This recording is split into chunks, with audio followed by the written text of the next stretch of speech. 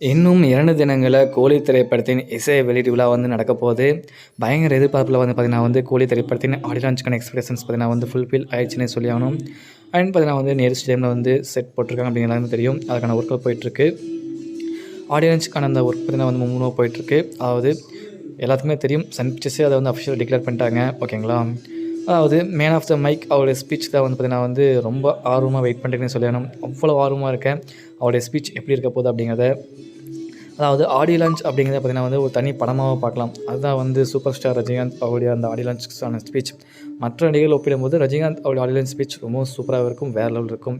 அதாவது மற்றவங்கள இந்த கலாய்க்கிறதாகட்டும், தன்னை பற்றி சொல்கிறதாகட்டும், பெருமையாக சொல்லாமல் மற்ற ஆர்டிஸ்ட்டை பெருமைப்படுத்தி பேசுறதாகட்டும், எல்லாம் சூப்பராக பண்ணுவார் சூப்பர் ஸ்டார் ரஜினிகாந்த். அவர் ஆடியோ லான்ச்சில் அது ரொம்ப எதிர்பார்ப்பில் இருக்குது.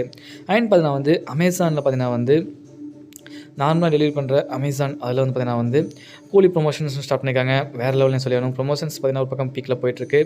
அண்ட் கூஸ்பம்ப்ஸ் மூவ்மெண்ட்னு சொல்லணும். கூலி திரைப்படம் ஒரு பிக்கெஸ்ட் அச்சீவ்மெண்ட்டை பண்ண போகுது. ஓகே நண்பா, கூலி திரைப்படம் ஆகஸ்ட் 14 ரிலீஸ் ஆகுது. ஆடியோ லான்ச் ஆகஸ்ட் 2 அன்றைக்கே ட்ரைலர் ரிலீஸ் ஆக போகுது.